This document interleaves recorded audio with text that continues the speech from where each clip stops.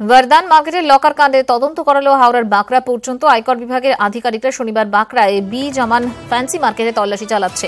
তিনতলা এই মার্কেটই শেখ ভুবনের অফিস ও বাড়ি। তদন্তকারীদের অনুমান বৃহস্পতিবার শেক্সপিয়ার সরণির বর্দান মার্কেটে উদ্ধার হওয়া বেনামি লকারের মালিক এই শেখ ভুবন। টেলিফোনে রয়েছেন আমাদের প্রতিনিধি সুশোভন ভট্টাচার্য। সুশোভন, শেখ ভুবন এর সম্পর্কে বা কি জানা যাচ্ছে, কি কি অভিযোগ এই শেখ ভুবনের বিরুদ্ধে রয়েছে?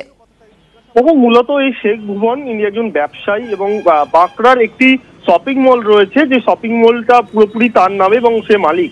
এবং মূলত যেটা তদন্তকারী আধিকারিকরা যারা রয়েছেন, আইটি অফিসাররা যারা রয়েছেন, তারা যেটা দেখেছেন যে 200 খানা বেনামি যে বর্দান মার্কেটের যে ভল্টে যে বেনামি যে লকারগুলো রয়েছে, সূত্র মারফত জানতে পেরেছেন যে সেগুলোর মধ্যে কয়েকটি লকার বা পুরোটাই হয়তো তার নামে রয়েছে।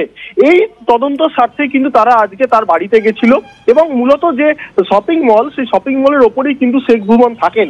তার বাড়িতে গিয়ে তার সঙ্গে দীর্ঘক্ষণ কথা হয় এবং তার পাশাপাশি কিন্তু বিভিন্ন নথি তারা গুরুত্বপূর্ণ নথি তারা নিজেদের কাছে রাখে এবং এছাড়াও বিভিন্ন বৈদ্যুতিক সরঞ্জাম সেগুলো কিন্তু মূলত তাদের কাছে রাখে। এবং তদন্তকারী যেটা মনে করছেন যে 200 খানা যে বেনামি লকার, সেই লকারগুলোর মধ্যে কতগুলো তার রয়েছে না পুরোটাই তার, সেটা কিন্তু জানার চেষ্টা করছেন।